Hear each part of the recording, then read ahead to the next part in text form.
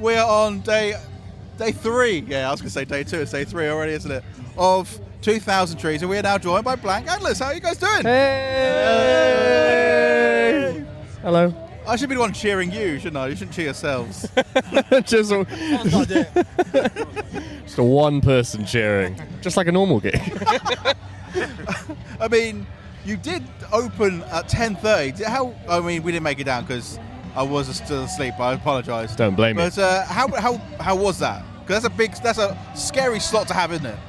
Well, luckily there was no clashes, so we had that in our upper hand. But yeah, we were surprised with the turnout. To be fair, we thought it'd be empty, but it was full. So that was great. Definitely the biggest crowd we played for ever. That's a good we were start. super chuffed with it. Yeah, it was great. Couldn't have asked for a better turnout, to be honest. See, yeah, no clashes helps, doesn't it? That does help. That was nice. But 10:30, that's impressive to get people out and early coming down. Yeah. It's just I didn't expect to ever be playing anything that early, but yeah. Well, it's hard singing that early. I had to get up super early so I could kind of feel like I hadn't just rolled out of my tent. Yeah, I mean, our friends did come and make it because they're staying on site, and they did say the harmonies are ridiculous. That was the text I got. It was a Blank Atlas, harmonies ridiculous. I was like, oh, good. For you. Glad to hear that. Yeah, I'll take that. So for people that haven't maybe heard of you guys before, I mean, I do like the fact that you're for fans of is McFly to Meshuggah. So is that how you would describe yourselves? We sort of say, if you like McFly and Meshuggah, then you're probably going to like our band. If you like one of those bands and not the other, you're probably not going to like us. To be the weird sort of person that likes both, like we do. See, no, I like that. Yeah. I can see, maybe if you are a fan of just McFly, maybe not so much. Maybe so. Yeah, we've got some poppy choruses and stuff. I feel like maybe right. I feel like the really like old Meshuggah fans would be like, "What is this nonsense?" Yeah, we'd have a hard time with the proper Meshuggah fans, I think. But I do like the fact that it's very cross-genre. Because you can't. I think that's quite a spectrum, McFly to Meshuggah. Yeah, well, we all like, 2000 Treesy kind of music, but you two especially listen to loads of pop, and I listen to heavier music as well. So we just want to do it all. Ideally we'd be in loads of bands with different genres, being a pop band, and who's got the time? All the money. Yeah, that's the main thing.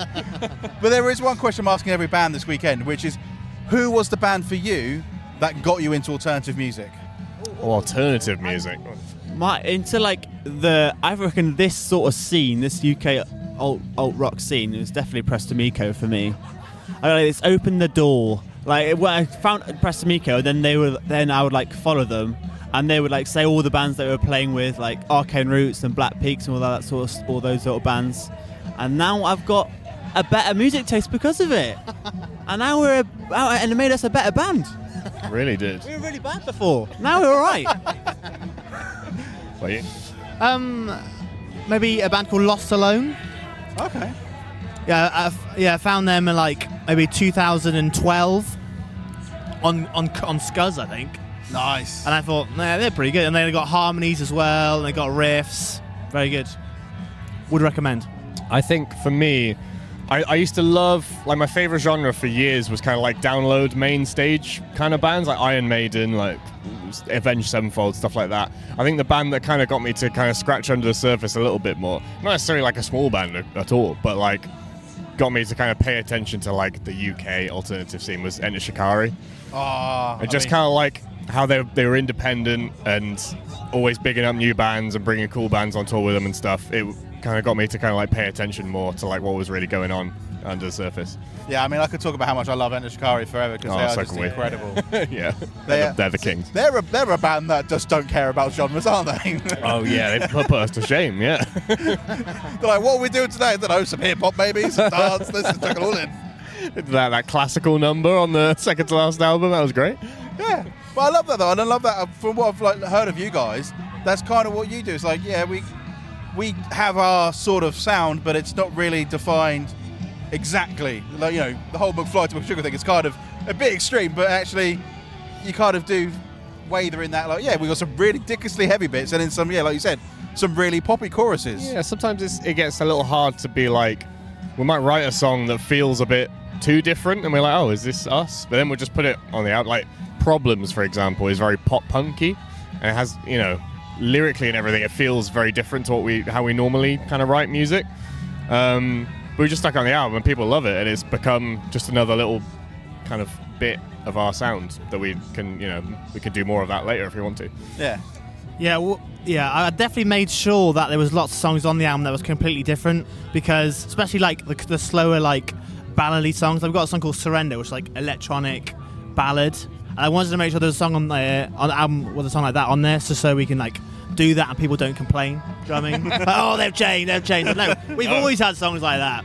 Eventually we'll do a whole album that sounds like that, and then and no one will buy it.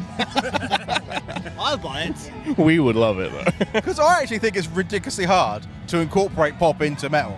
And when bands can do it well, when you can have a really heavy section and then an actual proper pop chorus, that's insane and like ridiculously hard to do. There are bands that do like, it's like full metal and then full pop, like Issues and stuff like that. As well. Yeah, Sleep Token as well. I think that's kind of cool, but I feel like with us, I like to kind of blur the edges a little bit, where it's like there's a poppy chorus going on top of a more metally riff thing. I think it's the blends that I enjoy more. I think there's a place for like full metal and then full pop. I think we do that sometimes, but yeah, it's blurring the lines that I can't. But yeah, that blurring. I think that's what Architects are doing at the moment with like some of their choruses, yeah. like ridiculously like catchy poppy melody, but then just a disgustingly heavy riff. Yes, I love that stuff. Yeah, those blurring the edges. I think that's the really difficult place to be, because it's so hard to be like, because pop melodies is hard to do anyway, and then a nice chuggy riff. You're like, right, how do we blend these together? Like, how do we smash the Spice Girls? We just chuck it all together and hope for the best, to be honest. Yeah, we do. Usually it turns out for the best. We do what's called we call it a melody shootout. But when we're writing music, we'll have a chorus or a riff or something that we want a melody over. We'll just take turns just singing like la da da dee da da boo over the top, and until it's good. And we like just blend all the melody shootouts into a good melody. Comp the shootout. Comp the shootout into a good melody. Yeah. What's the worst melody you've come up with that did not make it past the first stage? Oh, there's an enormous pile of melodies that didn't make it. There are literally thousands. I've got like literally thousands of voice memos on my phone that would never see the light of day. Yeah, it's just you and an acoustic guitar. Like, I wrote a song.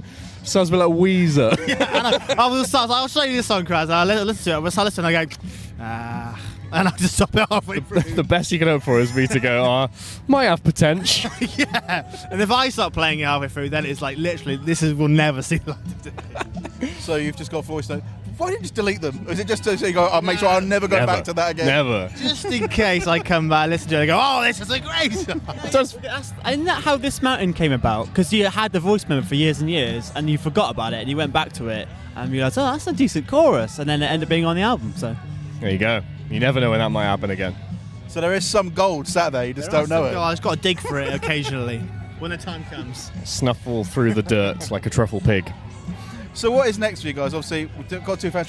Because you played yesterday, so have you been able to explore a little bit and actually catch some bands for yourselves? Yeah, we've been here since the Wednesday, so we've been just like we said before, we've been coming here for years as punters, so we were going to be here anyway. We're excited to see all the bands that are playing, so yeah, we got it straight away on the Wednesday. Been watching bands since then.